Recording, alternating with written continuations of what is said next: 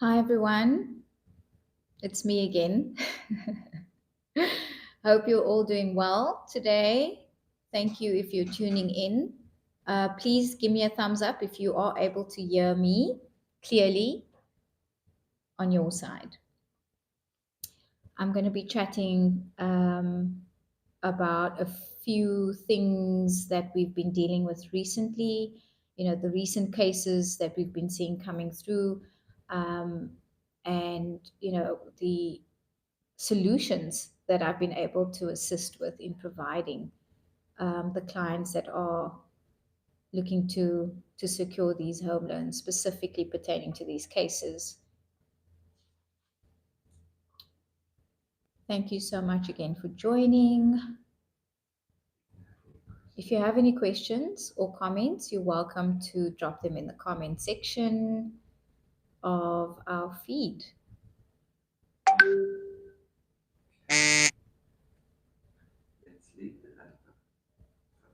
Yes. Okay, so just to round up, I've been seeing so many cases involving clients that have existing properties and how to leverage the existing property um, in securing finance for secondary, third property purchases. And so this is an incredible solution that we can provide, because many people feel like they're unstuck, and it's like, where to from here? How can I make this happen? I have a property that has some equity available. I have an existing property, but how can I move forward from here? The bank's criteria is somewhat of a gray area. You're needing to just navigate that process and kind of find a solution that can work for you and pave the way into making a next property purchase feasible and possible. And it's really been an incredibly fulfilling process for me to bring these solutions to my clients that are having this challenge. And many of the times, by going direct to the bank, there aren't these solutions that are readily available to you, which is a pity. But yes, we are here. The solution here is okay. So, just typically an example. Yeah, the problem. Here's the problem. You have an existing property, you have some equity available in there, you are wanting to purchase your next property, but you're needing to overcome the affordability, right? You're not sure where you stand with the affordability and how to secure an approval for that secondary property. Now, there are things like future rental income that can be used to boost your affordability for the new application, for the future application. You can either take a future rental estimation on your existing property that you own, or you can look at the future rental that you will be earning on the future purchase that you're looking to secure. So that is one way. And then also at the same time, perhaps look at increasing the existing facility that's on your current property to help fund attorney fees, perhaps a deposit that you need, that can make that purchase and transition to securing that home loan much more streamlined. Because as we know, second time buyers don't qualify for costs and they might need a deposit, based on the affordability. So you can concurrently run an application to secure financing on your existing facility that has the equity in it. It's, you've acquired this asset a few years ago and the market value has now increased. And so you can now utilize that to refinance it, secure a little bit of extra funds that can go towards the attorney fees and perhaps a deposit on the new purchase, and then also use, in addition to your main stream of income that you're earning, a future rental that you are looking to earn on the next property purchase. So, yeah, those are the things that we have been discussing in detail and in depth this past week. We get a common question. I think we covered that now, that first one. With the documents?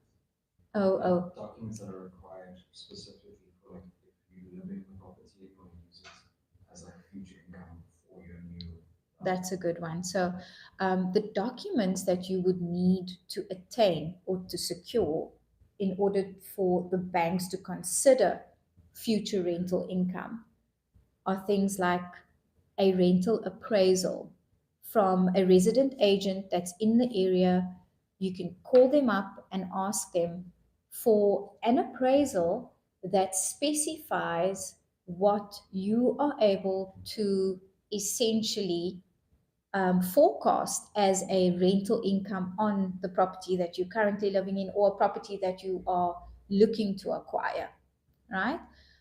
They would just need the specs of that property, whether it's a 2-bedroom, 3-bedroom, 1-bedroom property, which area, of course, it's located in, and they can give you an appraisal like they would a market valuation on a property that you're looking to sell, or on your existing property that you're looking to sell, versus what can you look at securing as a rental.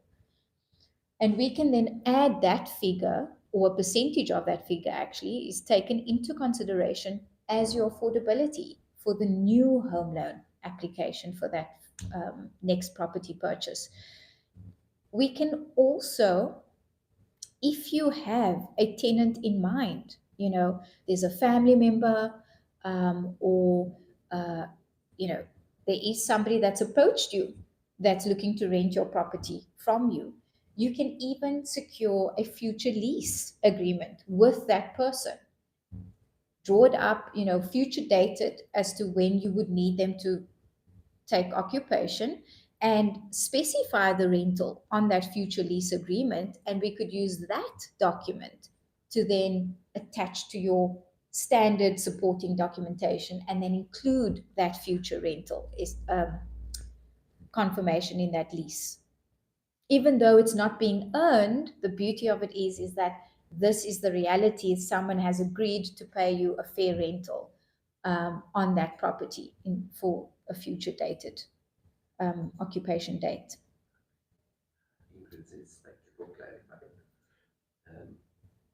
How does that differ from a rental portfolio that you currently and income from? How does the two differ? Hi, Ingrid. Thank you so much for your comment and your question raised. So, current rental income versus future rental income, right? The current rental income, the banks will take the full amount that you are netting into consideration to the assessment.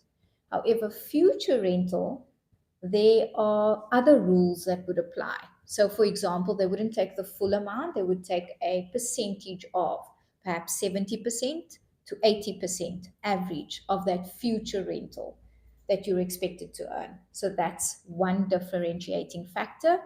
And then the other factor is, if there is quite a high portion of future rent that you are relying on to afford this new home loan, the banks would either look at a different interest rate, a different loan term.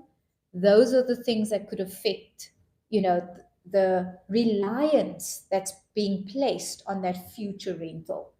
So the reliance, if it's quite a substantial sum of future rental income that we are, needing to rely on for the payment and supporting that payment of the new home loan, your loan term could be, reduced because it's risk related, and your interest rate would be reviewed at a slightly higher than a conventional rental income that's being already earned. Those are the factors, the major differentiating factors there.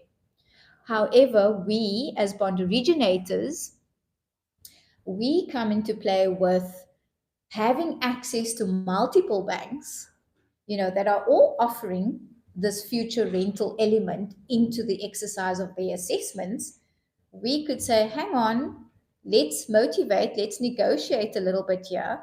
There are merits to our case that we are presenting, that we don't need to, accept that higher interest rate.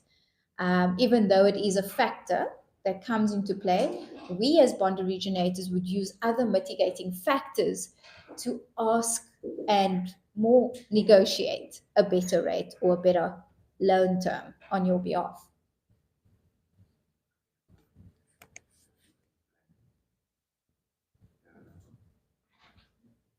I want to ask you, um, would like putting a deposit down on a property reduce like your interest rates on your loan?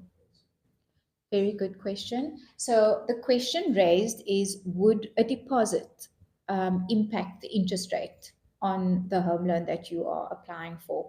And yes, to put it simply, there is a positive impact that a deposit will play a role of when applying for your home loan. If you have saved a 10, 15%, 20% even deposit, that does help to negotiate for lower interest rates.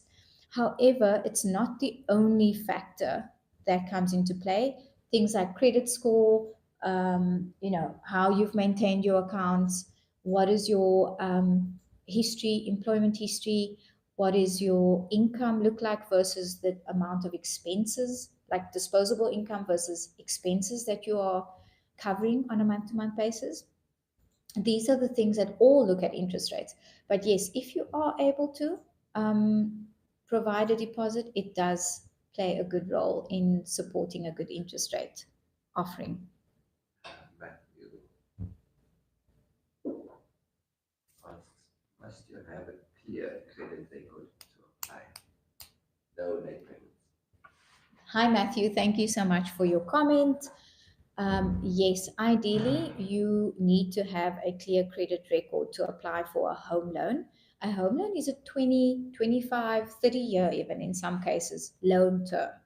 And so it's something that the bank has to be assured of disbursing this big loan value that's only going to be repaid to them over 20, 25-year, 30-year loan term, that you're good for it. It is very difficult to place. I mean, people's circumstances change, job changes, things like that. But for the most part, the one way we can convince the bank that you're good for it, that you're good for the finance, and that you're able to support those home loans diligently is by showing up on a very good repayment record.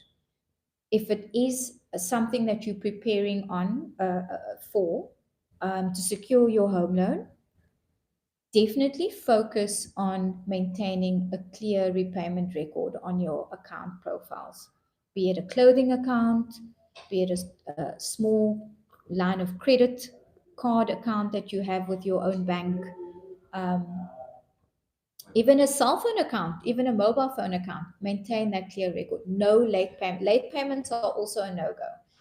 But If if you have no credit, you have no credit, right, you have not ever opened up any account at all, squeaky clear, of any accounts, there are other factors that we can present to the bank to override the lack of a credit score.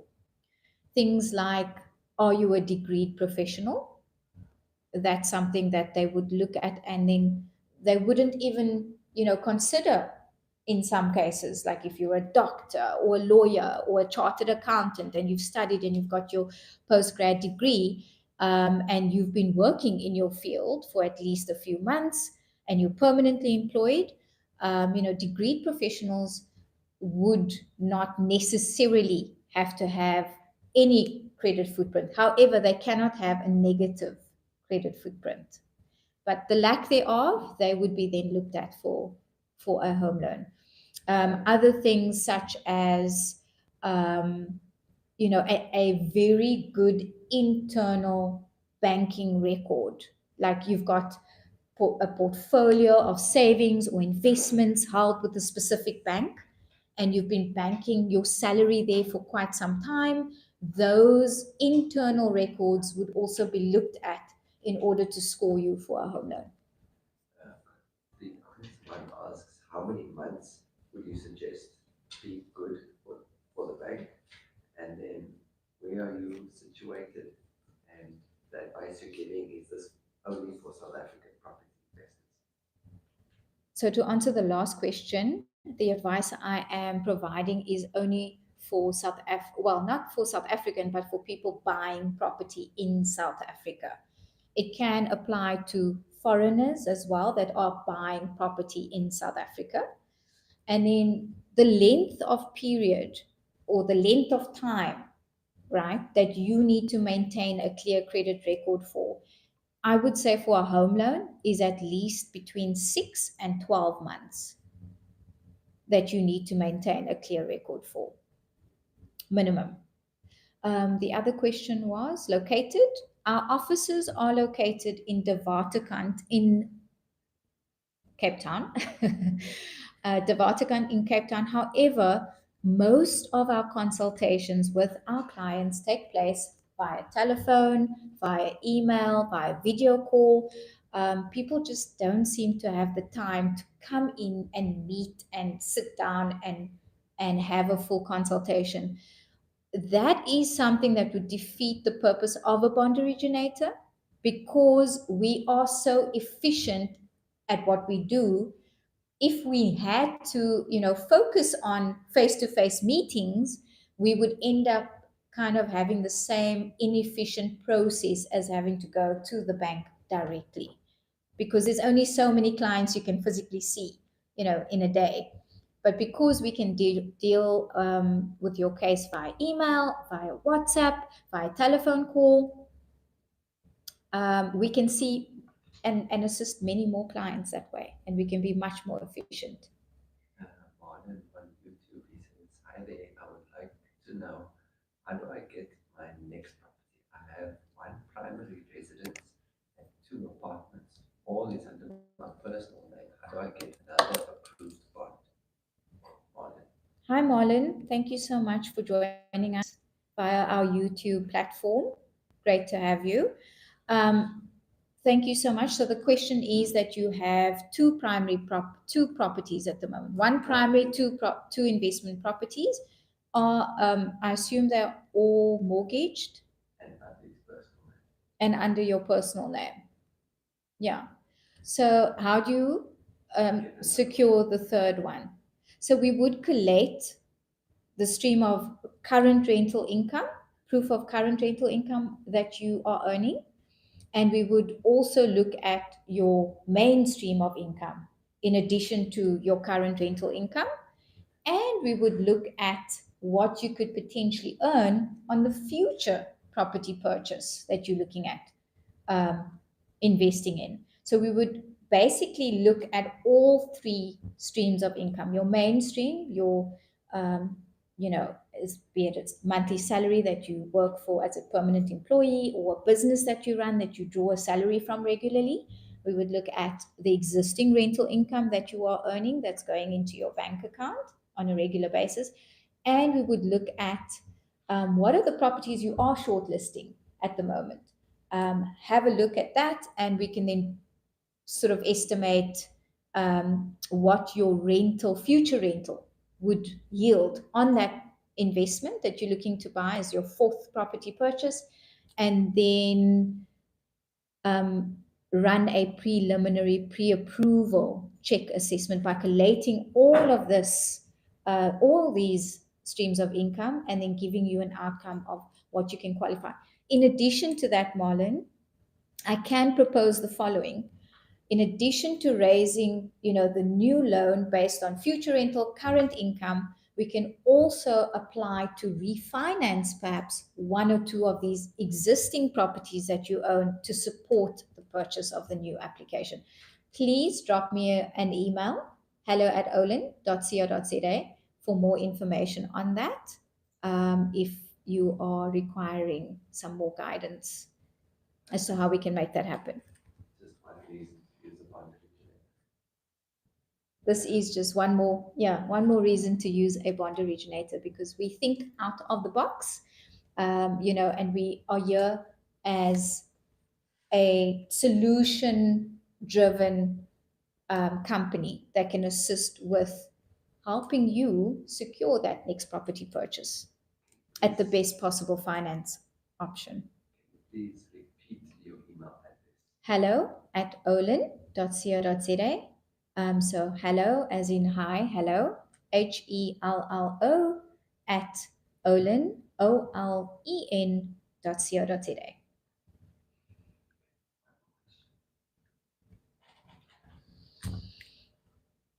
What is the ideal credit score? Well, the ideal credit score, it's difficult to pinpoint this, because there are more than one credit bureau scores. There's the TransUnion and there's the Experian, right? But as long as the credit platform that you're on, they have a sort of a, I would say they gauge on your credit score profile as to where you are kind of standing in terms of your credibility. They have this reading that they give you. And if it's at least above average or fair, somewhere in that middle ground, that is at least a score we can work with. As long as it's not a negative rating that you have, it's fair, moderate, fair to excellent. That's the range within that we will be able to assist with. But how we can determine what your score is on our side and double check that for you is by dropping us an email or WhatsApp and asking us to assist with that preliminary score check. It doesn't cost you anything, it's a free service. And you can request a score check just to determine, are you eligible? Is your credit score eligible to securing a home loan? And then we'll guide you through the next steps. But it is free and it does not impact your credit profile in any negative way at all. Okay, so we're going to be live for another 5 or 10 minutes. 5 or 10 minutes, yeah. So we can take 2 more questions. Just answer the first question if they have any in the comment. And then Brandon. Okay, sure. You're welcome. Hi, you are welcome to post some more comments or questions you may have. I will be online for the next 5 to 10 minutes. Thank you. Awesome. Awesome. Any other questions we have?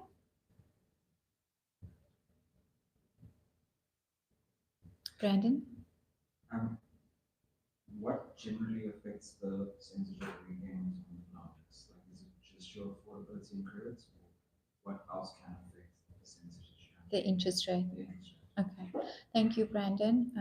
So the question is, what factors can impact your interest rate in securing a really good interest rate? Things like affordability is one of them. Are you applying for a home loan that's, kind of stretching your disposable income up to its max limit? Or are you sort of, coming in with a home loan request that you have some spare change left over at the end of each month? We can determine that for you. During our pre-approval process, we will give you an indication that is the maximum that you can secure.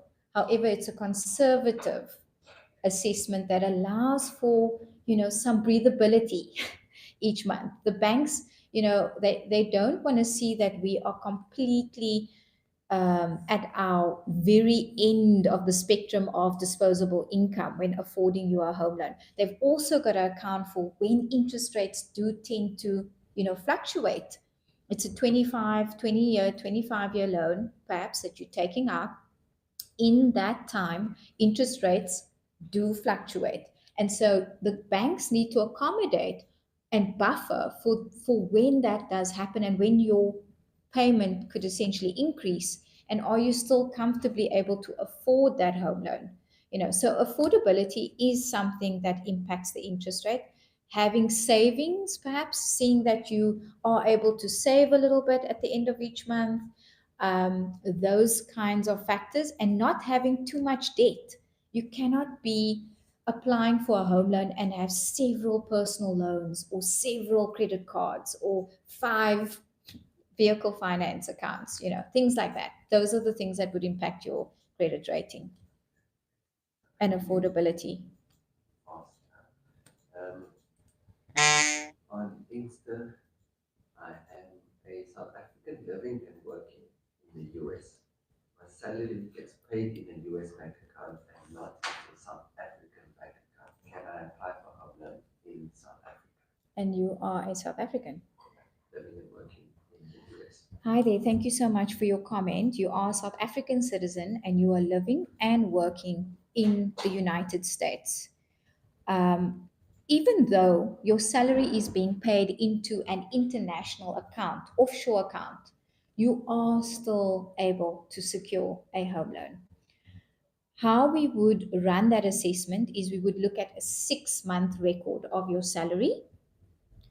Over the last 6 months, we would call for 6 months historical international banking statements to verify your income.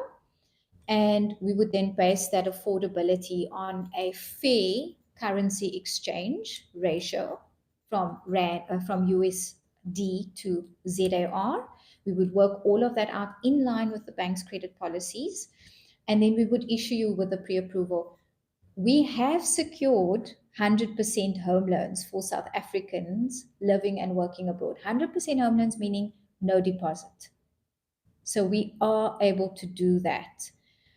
It is, however, a very good thing to consider to open up a basic account here. As a South African citizen living and working abroad, open up a basic account, pay some funds, on a month to month basis into just to have that activity. It's not a necessity, but it does help. But that is a piece of advice that I would say that is going to support your home loan that you eventually apply for. But yes, we can assist you. Do you help people that have already bought a farmhouse, or do you only help with new applications? Hi there. Thank you for your comment. So if you have an existing home loan, all right, um, it we can assist with refinancing your existing home loan. Yes, so that's something we can assist with.